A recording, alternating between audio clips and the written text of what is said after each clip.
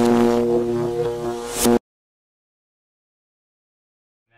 do you think the fan reaction has been to your portrayal as Jace? Because I know they were a little hesitant in the beginning. Now they've seen the trailer, you think they've warmed up to you? I mean, I can't necessarily comment entirely on that purely because of the fact that the movie hasn't come out yet. Yeah.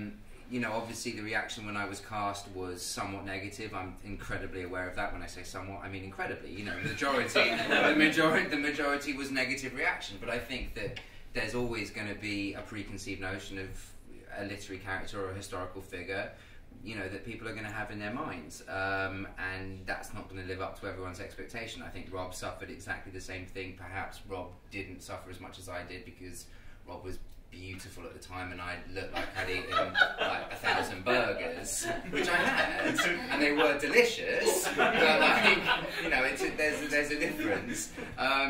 So, you know, like, I guess now what I'm seeing and what I think I've been really able to do on this tour, and like being able to really show the people that were fans of Cassie's book before we even made the movie, was the fact that I'm really appreciative of the fact that I got to do this, and I think that means something to them. And I worked my fucking arse off for this. I really did, and that's what I do. Like, I put 120% into anything that I do, and I really respect the fans, and I really respect the people that employ me, because it's my job. Like, I'm not going to be one of those people that sits there and is like, yeah, you know, like, I'm an actor or whatever. It's still a job. Like, I'm still getting paid to do it. So I guess I've seen a more positive reaction. We'll see when the movie opens. That's all I can say. I just hope that I've made them somewhat proud. I'm not going to please everyone, but you know. That's part of what I'm most excited about, because I met Jamie years ago at a Potter premiere. I just literally tapped him on the shoulder. He was sitting in front of me, and I said something about his hair not being washed or something. It was like... Which is nonsense, because I always wash my hair. Always. But I remember, it was funny, I had followed his career, and when I was cast as Clare and we were talking about Jace's, he immediately came to mind. And I put him down as like one of the top people I just wanted to read with. And I didn't even know that they'd already auditioned him. I just put in his name, and they said, oh, we already had read him, and we were coming up with a list of testing. And he came in, and I saw it right away, like even before he started reading the lines. Like, he just embodied all the characteristics that Jace had. And when the negative press came out, it was hard to read for me as well, because I saw something so different in him. And I just knew it, like I just felt it. And it's been really cool for me to step outside of the movie and see everyone's reactions just building, because all of a sudden it started to turn. And whether that's good or bad, I mean, it's horrible to have a negative reaction anyway, but then I'm just excited to see when people see what he's done with the character, because it just proves my point. I'm just extremely proud, because I saw it from the beginning, and it's like, it's just awesome. Both of these two were incredibly influential in me even being part of this. So like, I do feel like I owe a lot of what's happening right now to both Cassie and Lily. And that's in a way, it's strange, and in also another way, it's incredibly grounding. And I love the fact that I can sit here with two people that have put me in this position. And I don't know. I'm humbled by that on a daily basis. I'm really humbled. But one thing I found interesting with the Shadow Hunters is the runes, I think you pronounce them, the markings, and then you said that they were real research on talismans and alphabet. So I was just wondering, what other interesting mystical facts did you uncover while you were researching for the books? Oh, wow. I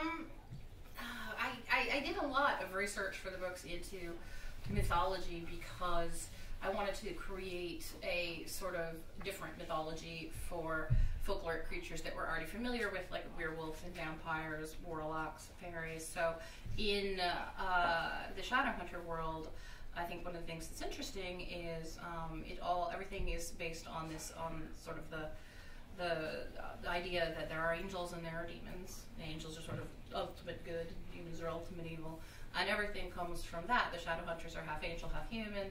Fairies are half angel, half demon. Warlocks are half demon, half human.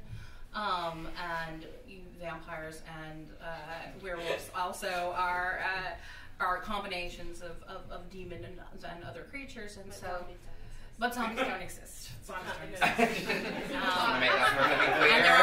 And also there are no mummies. No mummies. But almost every other folkloric creature is represented, but fits into this particular kind of new mythology.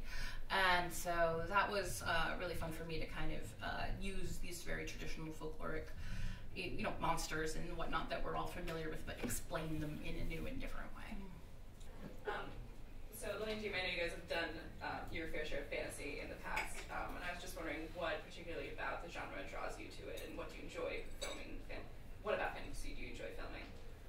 I always say that I feel like I live somewhat in a fantasy in my own head anyway. You're all not real right now. I grew up in the English countryside, running around in the garden, pretending there were like fairies, and I've always loved immersing myself in another world. Not because I want to avoid reality, but because I think sometimes it's nice to escape for a bit so that you can appreciate your reality that much more. And with a character, it's not fantasy in general that I love so much. It's characters that are in the fantasy world. Snow White, who embodied pure innocence, yet such a strong drive, to fulfill her destiny, and to be a strong young woman. Clary is the same, very much so, just in a different time and place. And so I think it really is these strong females, in even Hermione. It's like they're different characters in different worlds and in different times, but they're all in this kind of fantasy world that is very much rooted in reality. Clary has the ability to see beyond what's shown her. It's this ability of sight. I love antiques. That's taking old things and seeing beauty in them. That's the ability of sight. It's like seeing beyond what is shown to you. It's not that much of fantasy. It actually can be very real. So it's not just fantasy in general. It's the realness of a fantasy story that I love so much. Yeah, no, I dig that. I mean, I guess it's hard. It's a hard question to answer because of the fact that obviously we get asked that question a lot. I mean, because of the fact that in recent history, fantasy, I'm using this right now, movies have been successful. You have to look at it in two ways. One way, in one term, we have the movie industry in the way that it is. The movie industry is an industry that is struggling right now. Let's be perfectly honest. And any studio has to be aware of the fact that they have to make money, and in order for them to make films, they have to continue making money. So, a book series that has there's so many million, 22 million copies sold worldwide, is a New York Times bestseller, is dope for a film company. That's amazing. And then you have to look at also the fact that so fantasy and fairies and the underworld and whatever. Why is that interesting to a modern audience? Well, it's not necessarily just interesting to a modern audience. It's been interesting, or people have been interested in that for histories. I mean, it's why the Greeks wrote about the underworld. It's why the Victorians were so interested in the fairy world. It's why Shakespeare wrote Midsummer Night's Dream. It's something we've always been afraid of the unknown, but also incredibly interested in it. So what has drawn me to it? I suppose what's drawn me to it is the industry. But above anything, I'm still stoked to be a part of anything that I love. The reason I did Twilight was because of the fact that I wanted to play Edward Cullen, because I thought it was a great story. When they came back around and were doing movie 2, and they said, would you like to be a part of it? I said, of course I'd love to be a part of it. In any shape or form. Would you like to play a vampire that's English and that has really long hair and, has red eyes? I was like, yeah, of course, man. I'd love to play a bad guy. I love that. And then with Potter, they were like, do you want to jump out a window and, be a part of Harry Potter? I was like, yeah, of course, I can jump so well. Yeah. And then they were like, do you want a stunt guy for that? I was like, absolutely not, because then I wouldn't be in the movie. And that's deadly serious. I suppose there's. It's a tricky question to answer. It is a tricky question to answer. Last question. This is for Lily and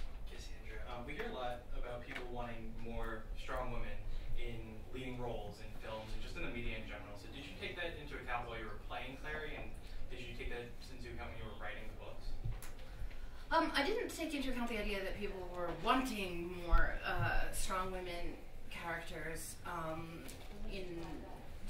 so much as what I took into account was I felt like people needed, more strong female characters, and in fact I was somewhat unsure that, in writing the book that I would be able to have a successful franchise that was centered around a girl.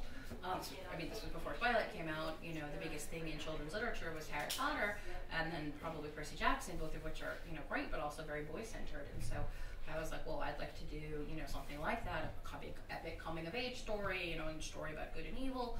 But I'd like to do it with a girl at the center because that's something I didn't have growing up, and I'd really, like for there to be that out there. And indeed, when I first went to sell it.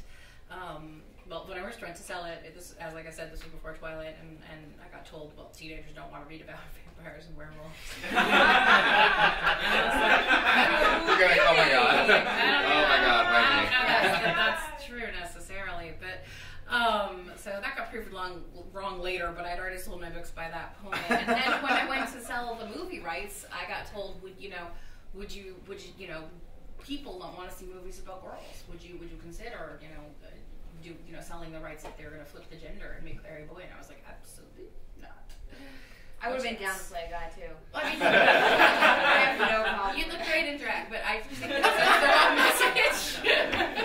I did do a photo shoot recently that I sent actually a picture. It's coming out soon. I sent a picture to my friends and I said, "Who is this?" He went, "I don't know, but I want to hang out with him." I go, "It's me." What are you talking about? It's me. For me, playing Clary, in general, I'm attracted to roles where I find a strength in the women, even if they're incredibly weak. It's not like I look for just a strong girl. I mean, Clary at the beginning is a seemingly normal teenage girl from Brooklyn, and she finds herself in this situation where she could either sink or swim. And it's born in her that she is never going to be a victim. And instead of doing the teenage kind of, well, I'll just let things happen, she really propels the story forward. And in seeing... I was a fan, like I said before, I was cast, so I wanted whoever played Clary to show that strength, but also to show weakness and to have it be okay to show weakness, because everyone is weak at times, and like we said in there earlier, everyone's confused at some point. We all have identity crisis, especially when we're young teenagers growing into adulthood, and especially a young woman. It's like, whether it's body image, it's your personality, it's with guys, it's with your family, we all go through that. And on this mall tour, seeing all these girls just like getting so excited to see Clary brought to life, it was more important for me to make her someone that everyone could feel they could also be. It's not just Lily being Clary. It's like, it's someone who is completely confused, is accepting the confusion, but keeps going. And I think it's less about being a role model for these girls, and it's more saying, you guys can all be Clary. Like, it's not just me. So... yeah. Great. Totes my goats, mate. Totes my goats. Feel me? I just want to, say, I agree. Yes! Being a strong woman myself. You are a strong woman. Jamie's a sensitive and evolved woman. Being. And therefore believes in strong ladies. I think in the next movie I should play Jace and you should just play Clary. Damn right. I'm down with that. I can see me in thigh-high boots. What?